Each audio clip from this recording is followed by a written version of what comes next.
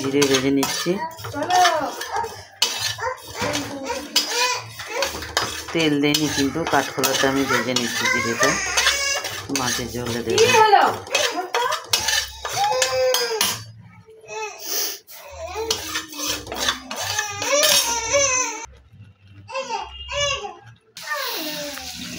মসুরির ডাল হবে,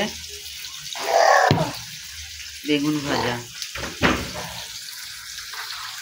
ভাজা, মসুরির ডাল, আর হচ্ছে এটা মাছ, এটা দিয়ে মাছ করবো। ঝিঙে দেখতে পাচ্ছ, ঝিঙে আর আলু, আলু দিয়ে মাছের ঝোল হবে, মাখো মাখো করার মতো। মাছগুলো একদম পুরো টাটকা ছিল, জলে নড়ছিল, যখন কাটছি তখনও নড়ছিল। দেখেছো মাছগুলো বেঁচে গেছে। এই জ্যান্ত মাছের এই একটাই দোষ, মানে ভাজতে গেলে বেঁকে যায়।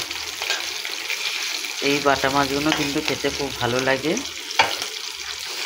বড় বাটার থেকেও এই বাটাগুলো খেতে ভালো লাগে। আর আমি জিরে কাঠখোলায় ভেজে রেখেছি, এইটা আমি নামানোর আগে এই জিরের গুঁড়োটা দিয়ে দেবো। আর এর মধ্যে আমি শুধু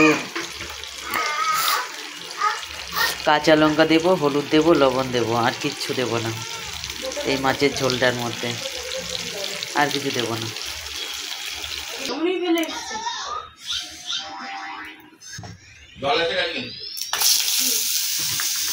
আচ্ছা ঠিক আছে, এইটাই তো খাবে তো।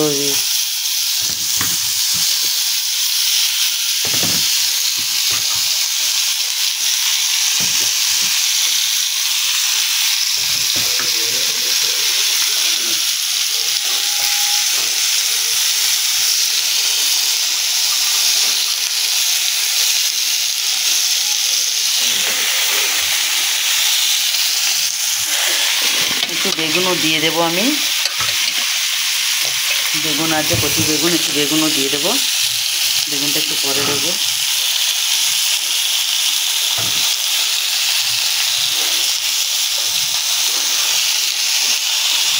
লবণ দিয়ে দিলাম।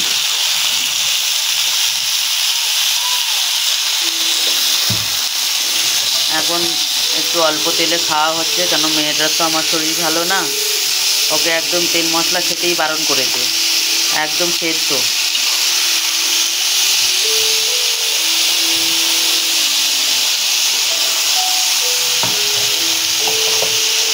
লঙ্কা দেবো,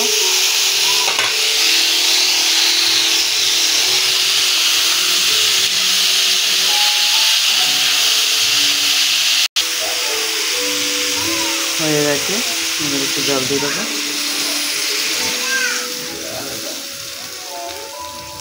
ব্যাস, আর এতেই হয়ে যাবে। এবার আলুটা তো একটু সেদ্ধ হবে, বেগুন আর ঝিঙে তো সেদ্ধ হয়েই গেছে কষানোতে, কিন্তু আলুটা তো একটু সেদ্ধ হবে, একটু ফুটুক। তারপরে এই যে ভাজা মশলা গুঁড়ো করে রেখেছি, এটা নামানোর আগে দেবো। মাছ তো ভাজাই আছে, দেখিয়ে দিয়েছি। টাটা বন্ধুরা।